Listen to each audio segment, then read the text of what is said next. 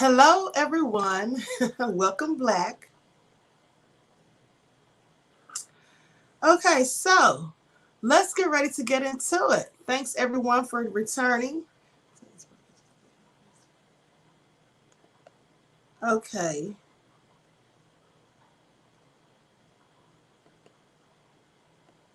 Okay. Deleting my broadcast from Facebook. That's all I'm doing. Hold on for a second. Okay. All right. Hello, Sharita. Who is that? I like that name. Who is that? Who is that? Says, yes, let's talk about some more ish they be doing. Okay. Hello, Kathy B and Eris. Thanks for tuning back in. So I'm going to be discussing the Wonderland murders.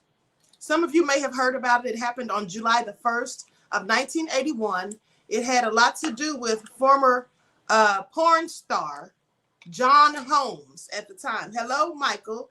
You didn't get a notice. I am so sorry. Hello, KK, Pamela, Kevin, Tylene, Philip. Okay, so let's just go ahead and get right into it, okay? So like I said, this is called the Wonderland murders. It's also called the Laurel Canyon murders, right? And that's because the address where this occurred was at 8763 Wonderland Avenue in the Laurel Canyon section of Los Angeles.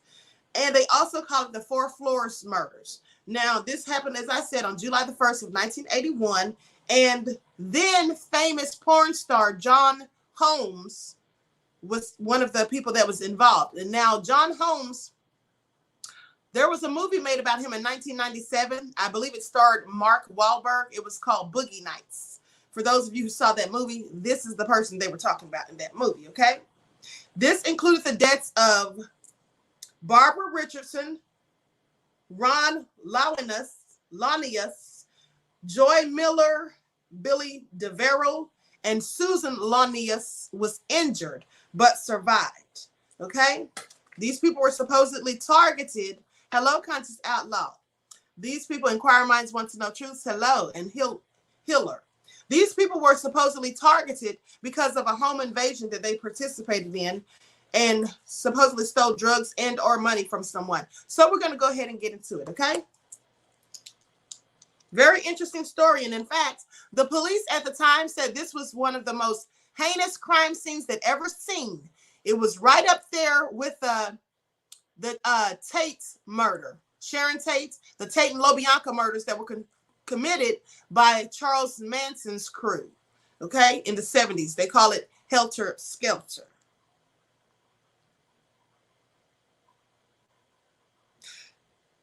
So before I get into the crime part of this, I'm going to talk about John Holmes, the porn star.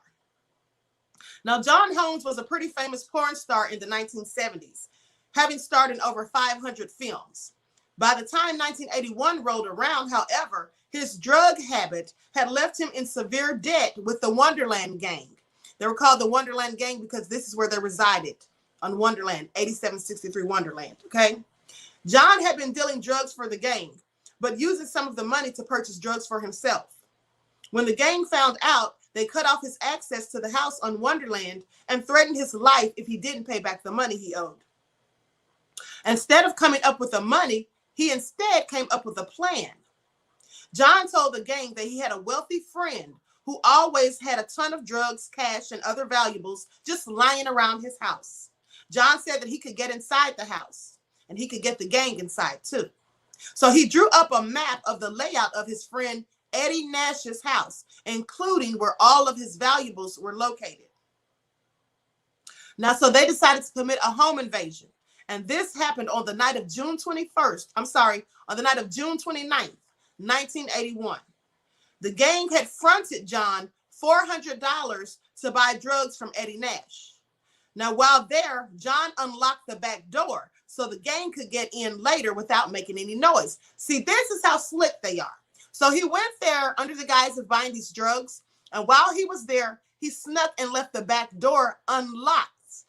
Probably acted as though he had to use the bathroom or something, went to the back of the house and unlocked the back door so that later his friends could come back and burglarize the house.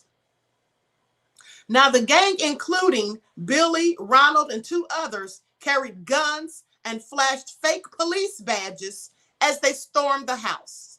One of the gang members shot a bodyguard of Nash's while he was trying to handcuff him. After this, they headed to the master bedroom and then forced Nash to give them the combination to his safe. The gang made off with over $100,000 in cash, heroin, 8 pounds of cocaine, 5,000 quaaludes, guns, and jewelry. Now, within 48 hours of the robbery, Nash was pretty sure that he knew who was behind the heist. He had his bodyguard, who had been shot and injured that night, bring Holmes over to the house just to talk. You see, Nash was no fool. He knew, or at least he had an idea and felt like he knew that John Holmes was involved in it, that he somehow had something to do with those people showing up at his house, because they knew where everything was. Now, only someone who knew him and who knew the layout of his house and where his belongings were could have given this information. So John was held at gunpoint while Nash went through an address book that John had given him. Nash said he would hunt down and kill all of John's friends and family if he didn't tell him who robbed his house. Nash was a well-off guy, so the theft wasn't going to break him. It was more the principle of the matter.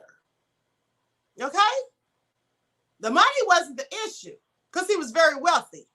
He was mad that someone had the nerve to come to his house and smile in his face and come as a friend, and he even loaned them money, and things like that in the past, and drugs. And then you're going to set him up to have somebody come and commit a home invasion? So he wanted blood. So besides being a drug kingpin who had political and police connections, Nash also owned some of the most famous clubs in Hollywood at the time. Nash would later only admit to sending guys over to the Wonderland townhouse to retrieve the items that were stolen from him. But we already know what happened that night. You see, because Nash ended up going to trial for the murders. He said at the time he only sent people over there to talk to them and to get back his belongings. Now, in March of 1982, hold on. Let me go back. I don't want to get out of sequence.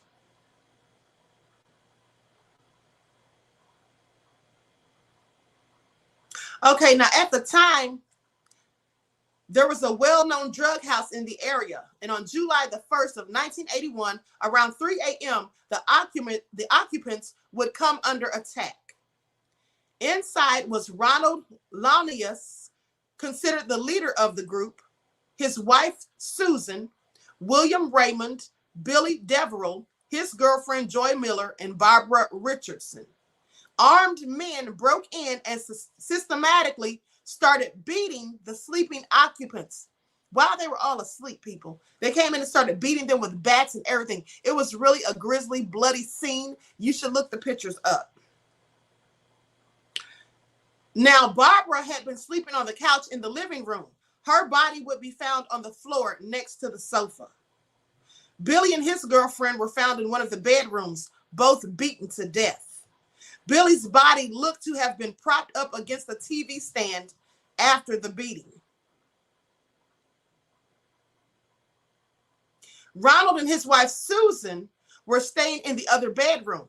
Now, Ronald, like the other occupants, was found dead by the medics, but Susan was still clinging to life, even though it was clear that she had been left for dead. She suffered intense brain damage and lost part of her skull, but she eventually survived. The police found the home ransacked and blood trampled throughout every room. After autopsies, it was determined that the killers had used hammers and metal pipes to beat the victims. That's even worse than baseball bats, if you ask me. The neighbors heard screams and they heard someone begging not to be killed. But they said they just fell back asleep. First of all, I'm sorry, they did what? They heard people yelling and screaming, begging not to be killed, and they went back to sleep? Who does that? Another neighbor told the police, how can you tell if someone's really shouting or just being silly? First of all, who thinks it's silly to beg for your life? Who does that for a joke? Around 4 p.m. the next day, a mover from the townhouse heard Susan moaning and called the police. Mm, mm, mm. Now, this is when the investigation into the murder started and the crime scene. In March of 1982, the police made an arrest. It was John Holmes. They charged him with 4 counts of murder. Their sole piece of evidence was a palm print on the headboard of Ronald's bed. John's attorney explained it away, saying that his client spent a lot of time at the house and would often crash there in whatever bed was available. John refused to cooperate with the investigation and, in fact, spent 4 months in jail before he was eventually acquitted of all the charges. Now, by 1988, the police were no closer to solving the case, but they heard John was on death's bed. You see, he had been diagnosed with AIDS and was in the hospital. Police tried to get one last confession, but John still refused to name names. John Holmes ended up dying on March the 13th, 1988. After he died, John's ex-wife told the Los Angeles Times that he had confessed to her about his part in the 4 on the floor murders. He said that he had led 3 men. Listen to this. John told her that he had led 3 men inside the Wonderland townhouse and watched as they beat the 5 occupants. His wife asked him, why didn't he do or say anything? And John said they were dirt.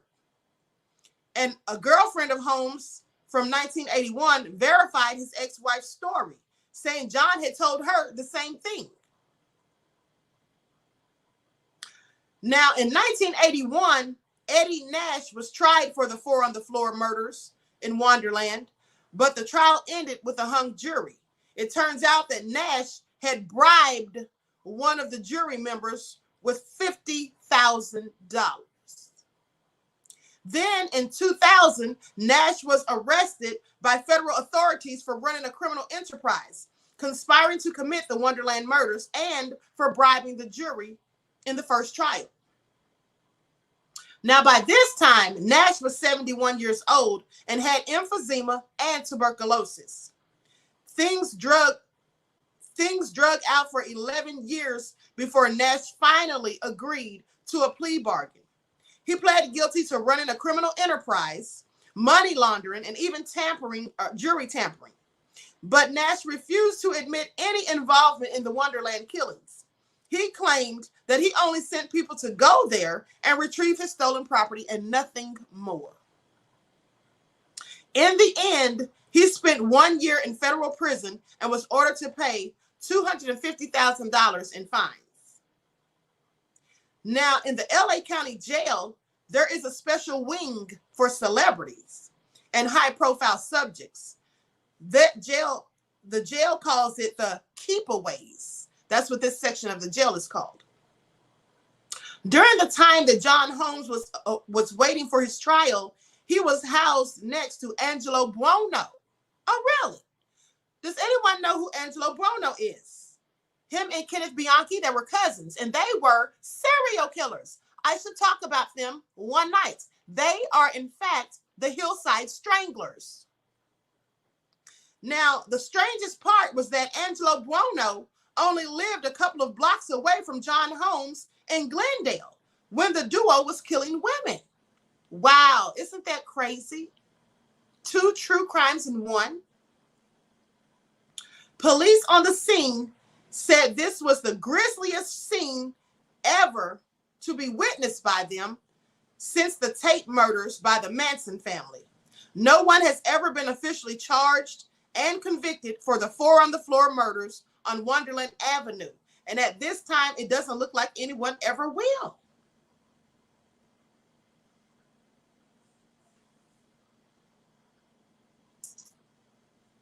So with that all being said, people, excuse me. So with that all being said, do you hear this? Hold on for a second. Now, I'm going to read from another article that gives different details, right, about the same story. The Wonderland murders, also known as the 4 on the Floor murders or the Laurel Canyon murders, are 4 unsolved murders that occurred in Los Angeles in 1981. It is assumed that the 5 people were targeted to be killed in the unknown drug house of the Wonderland gang. 3 of them were present at the time. All 3 of them, Ron Lanius, Billy Deverell, and Joy Miller, along with girlfriend and accomplice Barbara Richardson, died from extensive blunt force trauma injuries. Only Lanius's wife, Susan, survived the attack, allegedly masterminded by the organized crime figure and nightclub owner, Eddie Nash. Nash, his henchman, Gregory Dials, and porn star John Holmes were at various times arrested and tried and acquitted for their involvement in the murders. Now, LAPD detectives are on record saying that the crime scene was bloodier and more gruesome than that of the Tate LaBianca murders.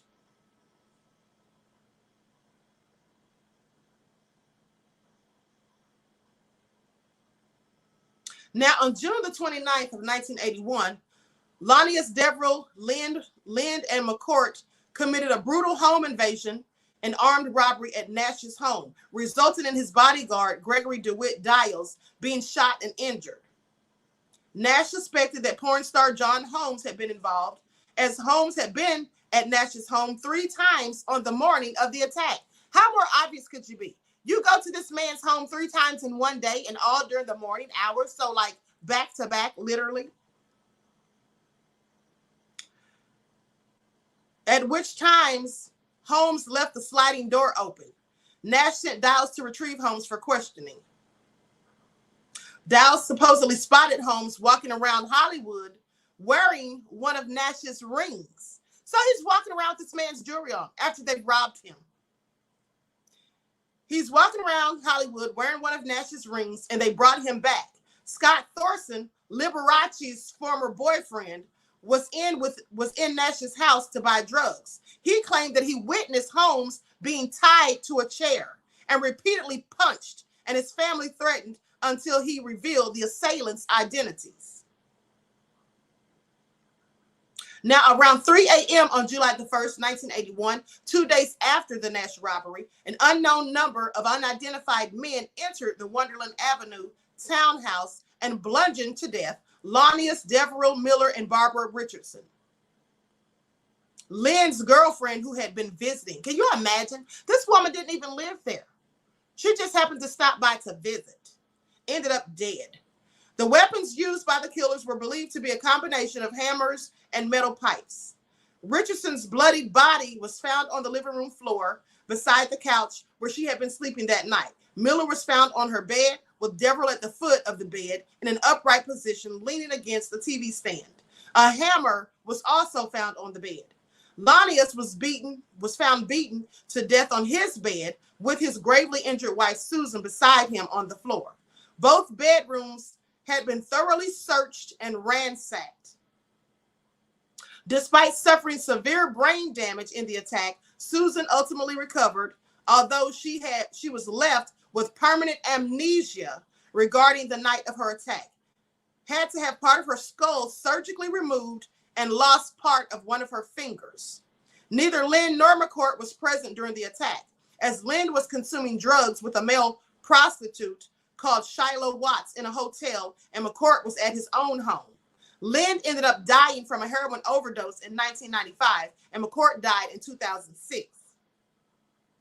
Although neighbors would later report having heard loud screams around 3 a.m. in the morning, no phone calls were placed to the police until around 4 p.m. on July the 1st, over 12 hours later, when furniture movers working at the house next door to the crime scene heard Susan moaning and went to investigate. The house was notorious for round-the-clock mayhem and debauchery. And when questioned, neighbors said the Wonderland gang's drug-fueled parties often included loud, violent screaming and disruptive noise. So when they heard the murders occurring, they simply believed it was just another party taking place. So that explains it.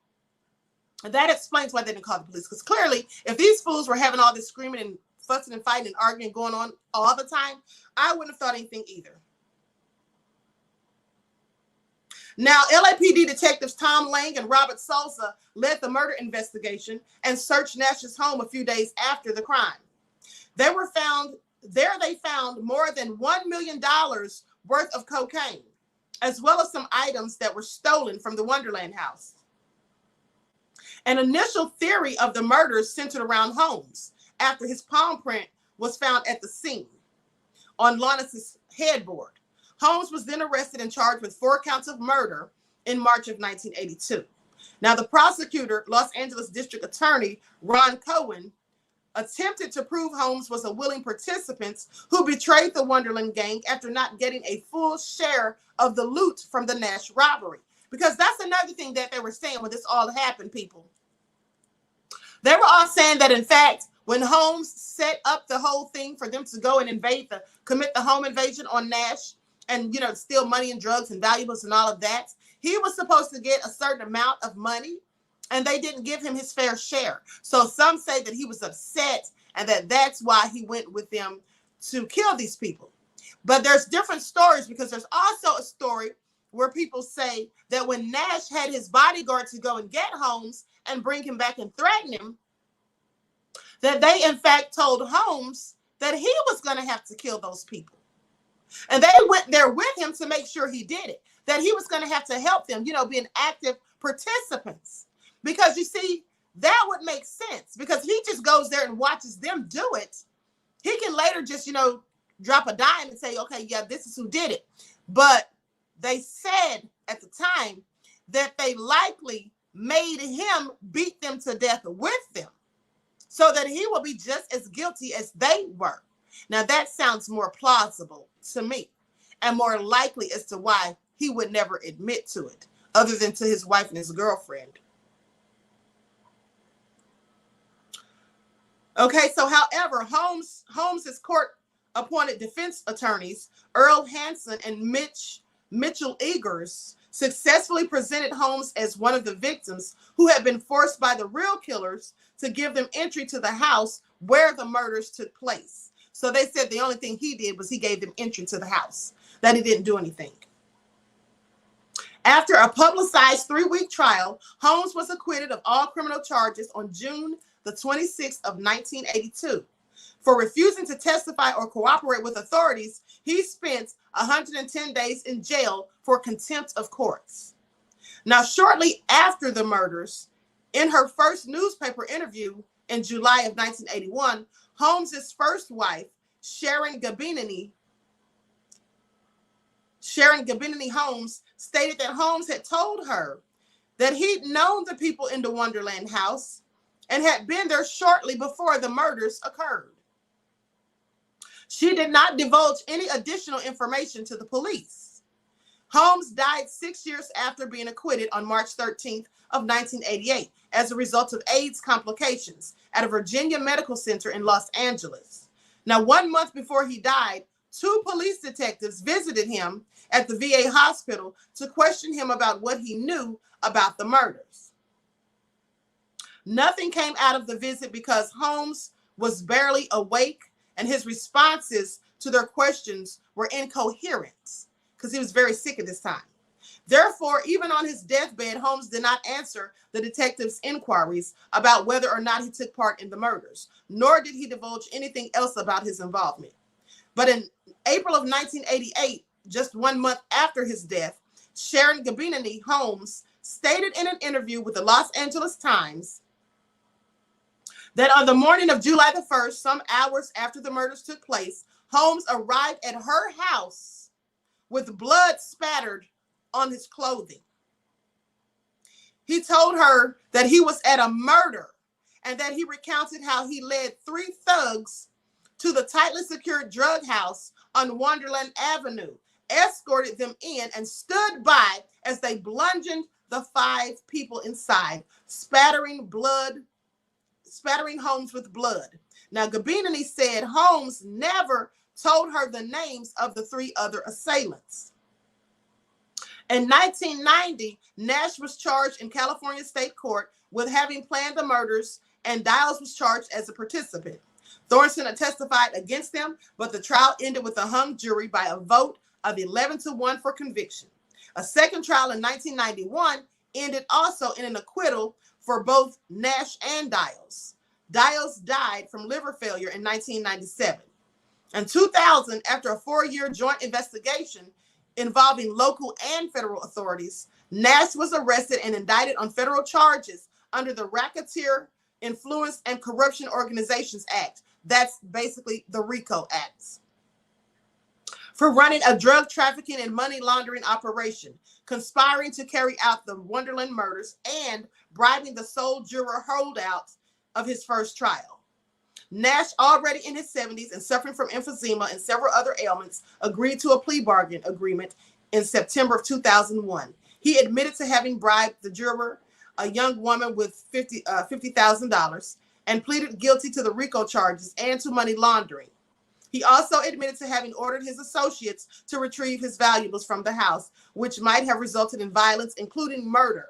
Yet he denied having planned the murders. And in the end, Nash received a 4.5-year prison sentence and a $250,000 fine. And so with that being said, people, as I told you, they had a movie that came out in 1997 about this called Boogie Nights. It was a film loosely based on the life of John Holmes, and it included a sequence that inspired the Wonderland murders. Also, there was another movie called Wonderland that came out in 2003. That was a crime drama, and I think Val Kilmer played in that. Yeah, as a matter of fact, he did. He played John Holmes in that movie. Okay? It was pretty good. So that all being said, let me tell you something. These are the stories that they don't talk about so much, right? These are the stories they don't really talk about. Vile, low-based beast criminals on the loose. Yes, you see, they always try to depict Black people as being drug dealers and drug sellers and all of that, and, you know, the ones who are taking drugs. But they do this just as much, if not more so. And in fact, Black people aren't the ones bringing the shipments of drugs into the country, are they? So with that all being said, they are just as thugged out. I mean, this is clearly a case of what?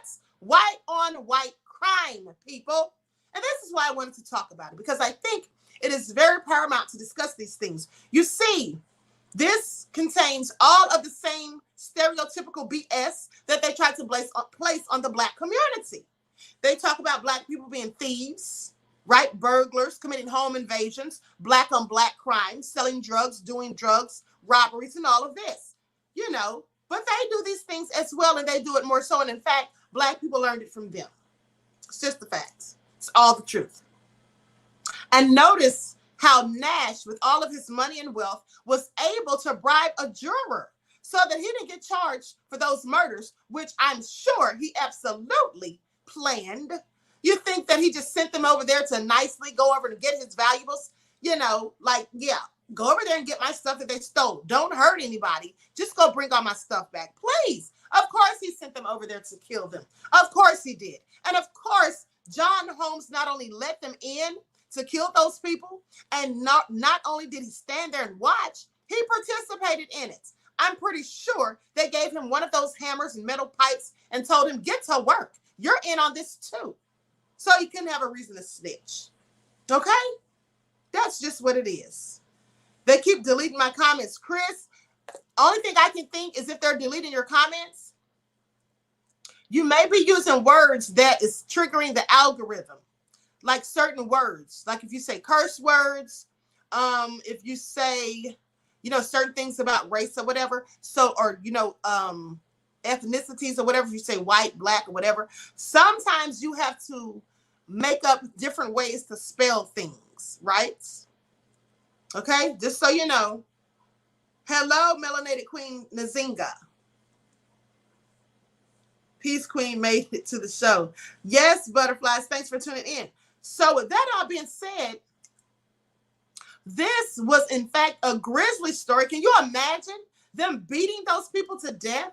Now you might wonder, why didn't they just go in there and shoot them? Likely because they didn't want anyone to hear the bullets. You know what I'm saying? Hear the gunshots. So they went there and beat these people. And then they caught them off guard. Can you imagine being in your bed asleep peacefully? Someone comes in and starts bashing you about the head and everything. And you're so caught off guard. And after the first blow, I'm sure you're not in your right mind or any of that. You're not alert. You don't really understand and know what's going on. That is the worst way to be attacked, people, in your sleep. Okay? Especially when you're in a deep sleep.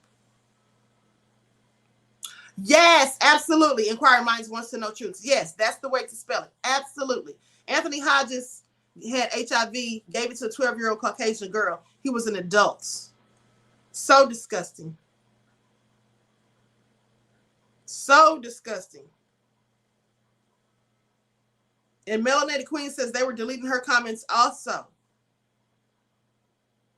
I don't know, honey. You know how ScrewTube can do sometimes. David Parker Ray raped 14 women along with his daughter. Killed these women. David Parker Ray. Thank you, Papa D. Says, you speak truth, Queen. Thank you.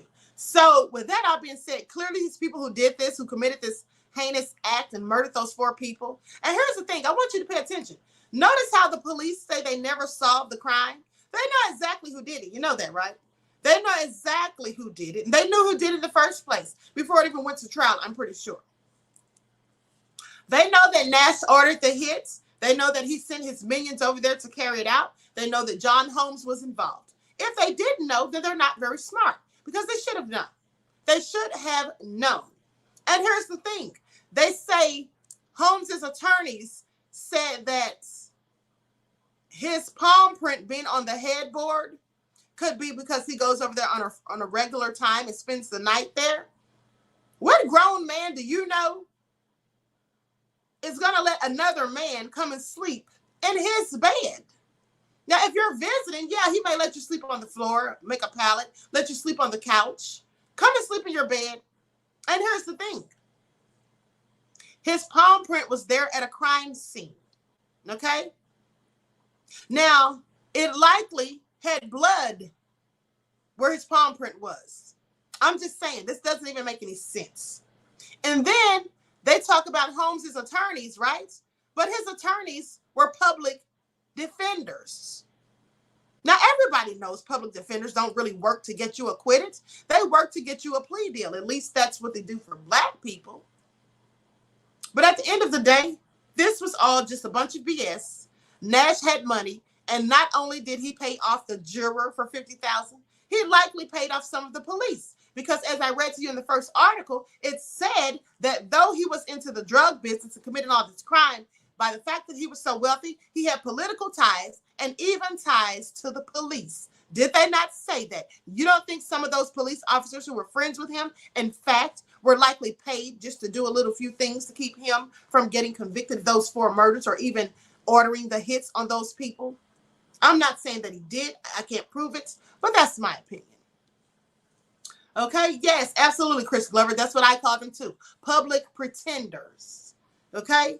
Friends with judges. Absolutely, Butterfly 70. So with that all being said, family, I'm going to go ahead and close out this broadcast.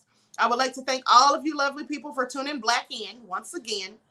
And I will be back tomorrow to do a live. Okay? Going to be talking about some interesting things tomorrow. It won't necessarily be about the trending topics, you know, the news and stuff that's going around. I will save that for Monday. But I plan to talk about this coronal mass ejection, amongst other things. Okay? So with that all being said, I wish you all peace, love, and prosperity. Enjoy the rest of your night.